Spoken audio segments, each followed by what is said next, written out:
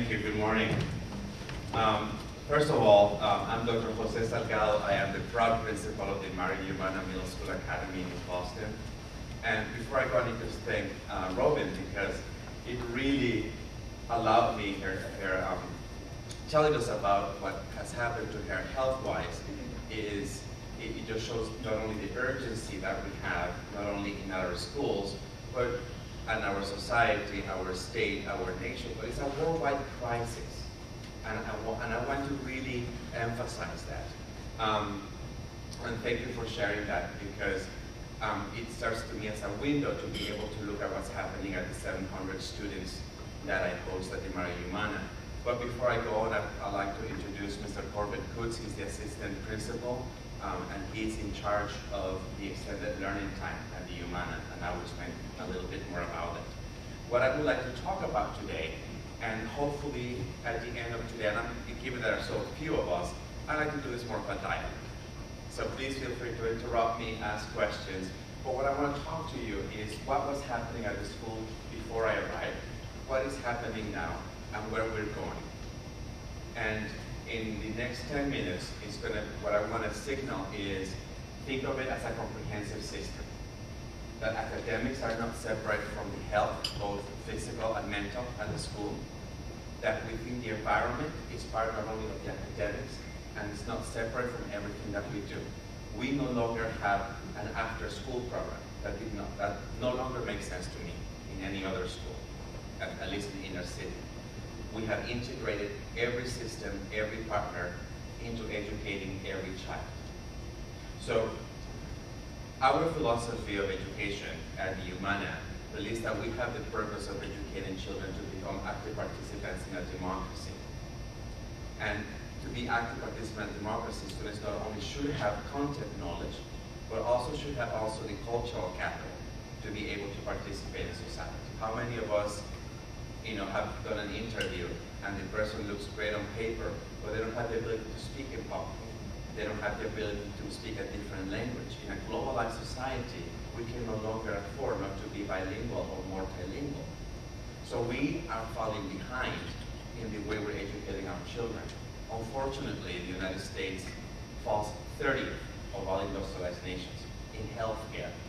We spend 50% of the world's money on health.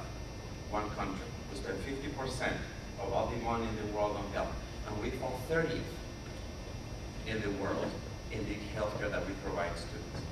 Given that context, our philosophy of education is to provide students to be active participants. You cannot be an active participant if you don't have health, if you're not eating well, or if you're sick.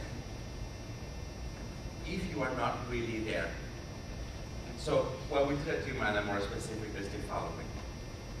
We provide students with specific differentiated academic, social, emotional, mental, physical, and cultural services, all integrated at the same time. Every Tuesday, my teachers have a child study meeting.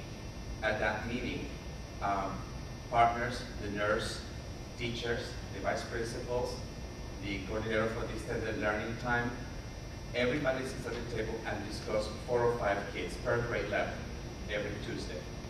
And we know what the problem is, whether it's physical, mental, emotional, academic. And a program is created for every child in order for the child to have a program that creates success. Before I arrived at Umana, there was an average of 300 police incidents a year. That included arrests, detentions of students. The level of violence was very high. We have had one. We have reduced over 50% the number of suspensions. We have made NYP in the MCAS, but most importantly, we're monitoring the weight and health of every child. 52% of my students are obese, and 17% have juvenile diabetes. I don't care who you are, you cannot be getting a good grade if you have, especially when you're a middle school teenager and everybody's making fun of you because you're overweight. It's not going to happen. We have decided as a community that we will provide the support for every child in all of these elements. And Mr. Cruz will talk about the specifics. I'm going to talk about the big picture, and Mr. Cruz will talk about the specifics. So we have made a partnership with the East Boston Health Center, And they gave us the names of the kids who are extremely obese and their program. And instead of signaling the kids and sending them out every afternoon so that everybody knows what they're doing, we created a class that involves many children in the building. But all the children that we got from the hospital are in this class. They have nutrition classes, cooking classes that involve the parents.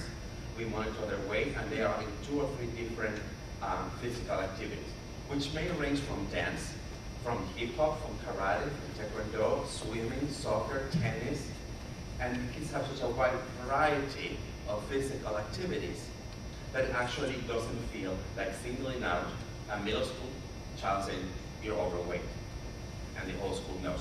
It's a program for all children, and all children are participating. We hold cooking classes for parents, nutrition classes for parents. We actually model and we provide parents with healthy choices for the schools.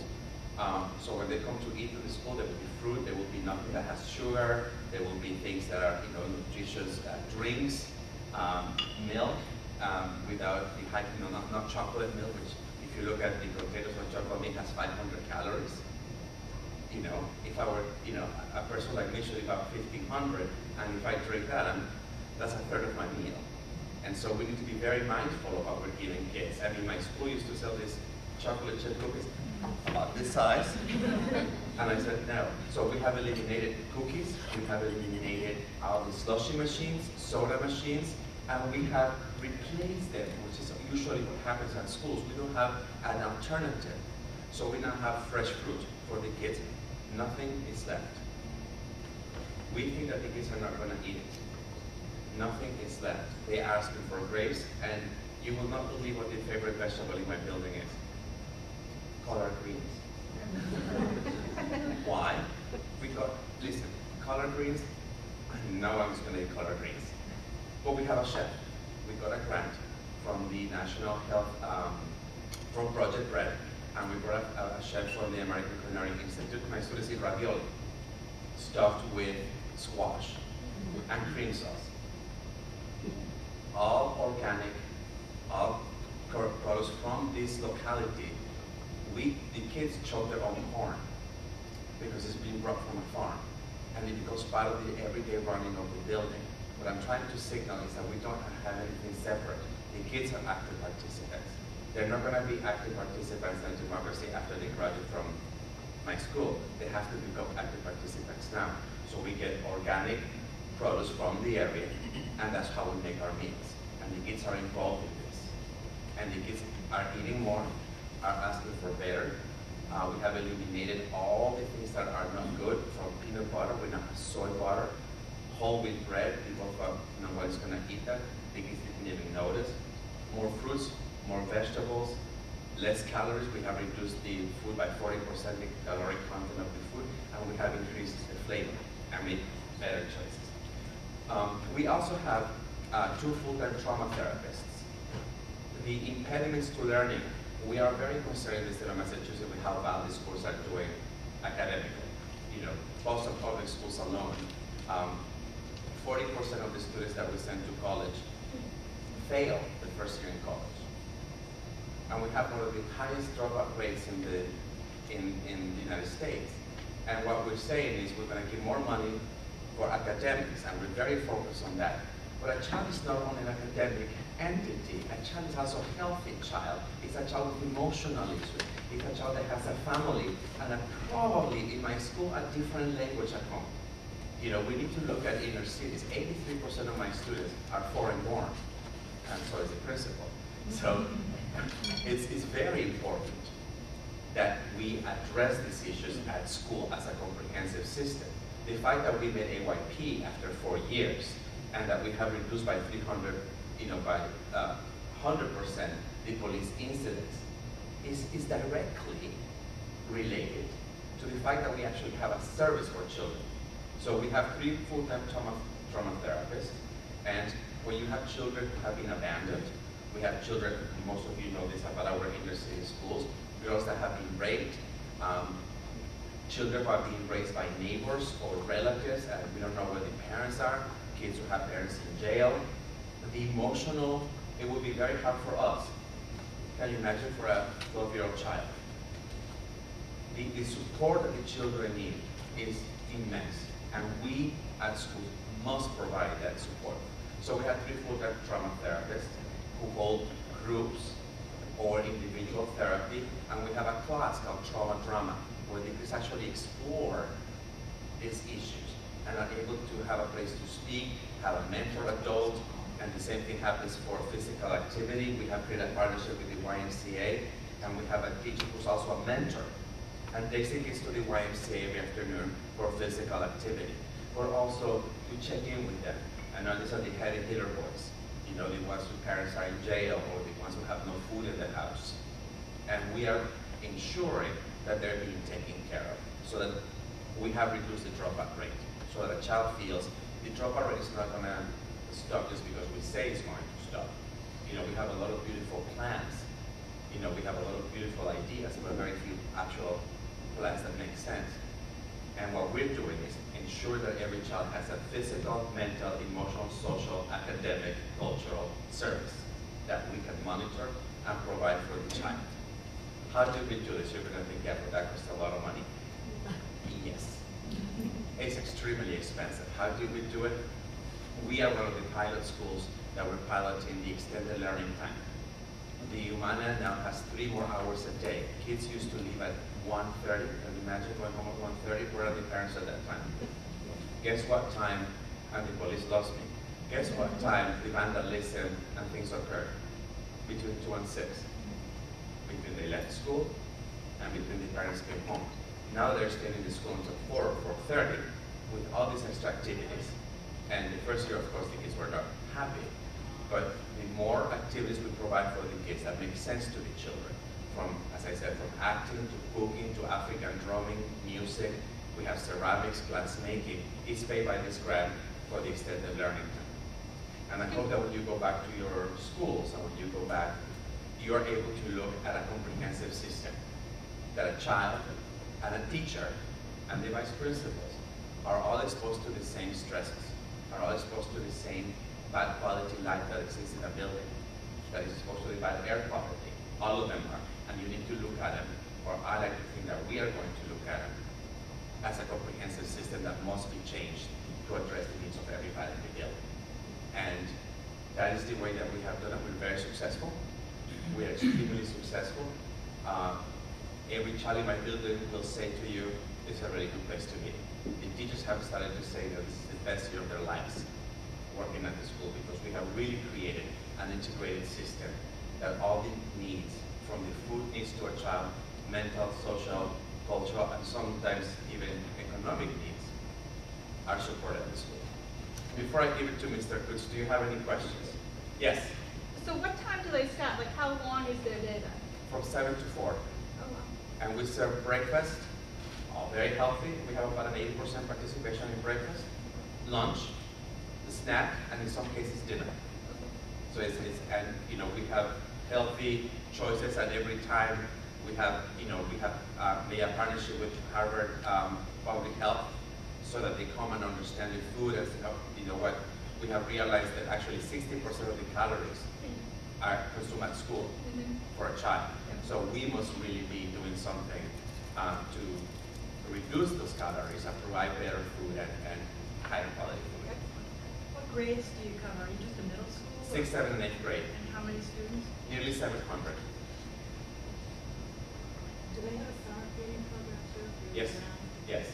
We have a summer program. We have an April vacation program, a February program, so that the kids continue. So that's why you're feeding 60%, because in the regular schools it's about 33 because they're out for summer vacation. Yeah, and because our day is so long, and we provide, you know, for a few kids we provide dinner too. You know. Any other questions? Yes. Yeah, Nike's kind of got it right. Just do it, and then you can adjust afterwards. In your world, what was it that somehow got you to go into a pilot program to change these kids socially, emotionally, culturally? Well, and again, just like probably my own personal experience, you know, I was educated at a very elite institution in Honduras, where I'm from, by the British School of Honduras, and it was only academics. Anything else is not part of the school. So unfortunately, only very few kids can make it successfully, because they are the ones who can either, deal with these other issues that affect their lives, or they just fail.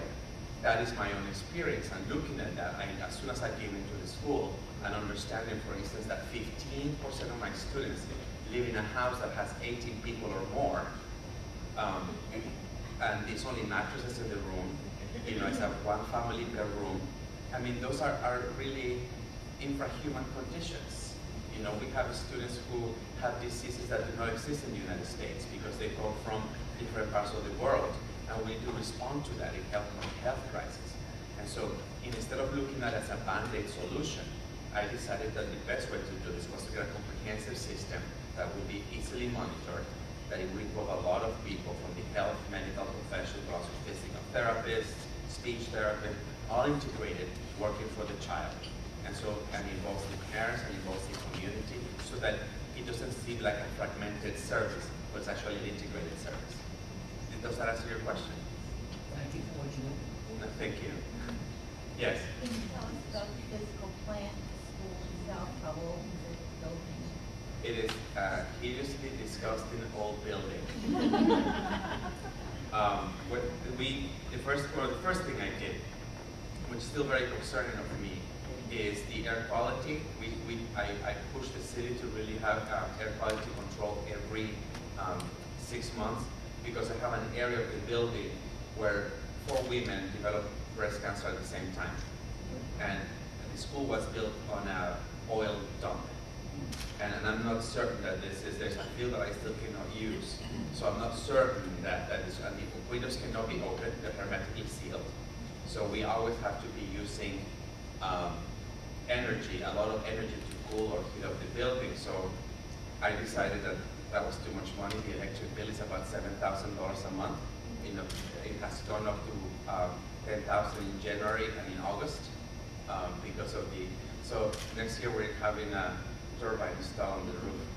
I still have to get through a few red tape on people complaining that it's going to be noisy, but we're going to have actually a turbine that will produce the energy for the building. And the next goal will be for me to integrate into the science curriculum, because we're so focused on academics that we forgot the real academics.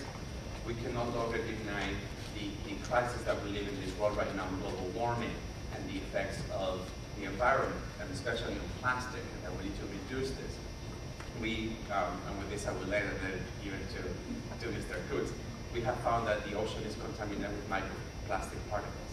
We know that now. This is frightening for me. And so, why is that not in the Massachusetts curriculum for science? It doesn't exist. The same thing as mental health doesn't exist, so we create fragmented individuals and we perpetuate this system that doesn't allow kids to become the best that they can become. Our goal is to do the opposite, to integrate. So now we are actually looking for independence as a school from this central curriculum, so that we can actually create a curriculum that responds to the needs not only of the children, but of the reality of the world. Okay. Thank you.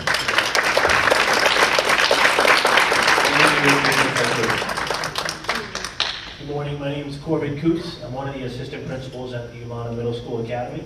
And I'm just going to fill you in quickly on some of the details, but primarily answering your question about why did our school decide to participate in these pilot type programs. So there's really 3 major foci on the work we're doing. Dr. Salgado did a great job talking about the philosophy of how everything's interrelated. But the 3 key pieces to success are time, participation, and partnership.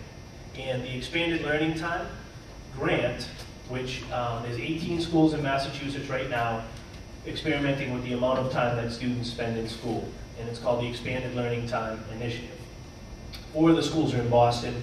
Most others are in places like Worcester and Cambridge and Fall River. But any district in the state is eligible to apply for this money. And what it is saying is basically the legislature is acknowledging the fact that with a 6-hour school day, there's only enough time for the basics: reading, writing, and arithmetic. And for a school to be able to address what Dr. Salgado did a great job of describing, and we call barriers to learning, which range from everything from not getting a good night's sleep, to not eating breakfast, to a lot of the hazardous issues that are in neighborhoods and that are in school buildings. In order for us to be able to address these issues, we needed to have the kids for more time. In order to be able to offer classes that address students' physical, emotional, and health issues, you can't take them out of math. You can't take them out of English. You can't take them out of the core academic subjects that the Massachusetts Department of Education is testing the kids on. So the only way to introduce a lot of these topics in a meaningful way, I mean, a lot of schools do it, you know, as 1 day a week, or by layering it over a curriculum that they're already using. But in order to really have an intentional focus on these issues, we needed more time to add more classes. So that's the number one reason why we participated. The other reason is because we have 700 of the most at-risk kids in the country in our building every single day. And every community in Massachusetts has some of these kids. We just happen to have all of our kids in this category.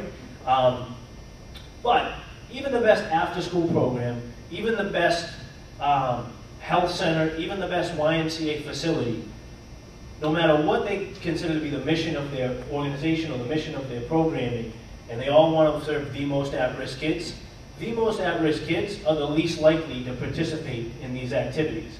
And what happens is, we're seeing, and what we describe in East Boston as, at the Umana, as an access gap widening.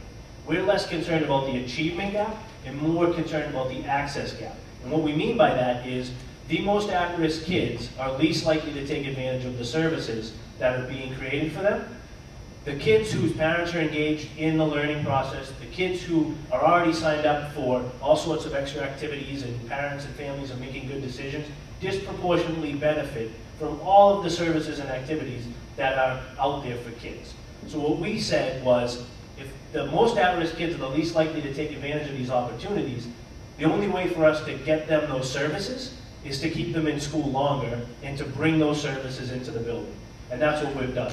So the third key, you know, I just talked a little bit about increasing the amount of time kids are in school, dealing with the participation issues, you know, those who need services most being least likely to take advantage of them. We've addressed those two issues. And the third issue was really partnership. Because schools and teachers do a good job teaching academics, but we don't necessarily have the skills or the technology or the resources to deal with the mental health issues, to deal with the health issues. So what we've done is we've partnered with everybody and anybody who's willing to work with us and who is aligned to our mission and vision at the school.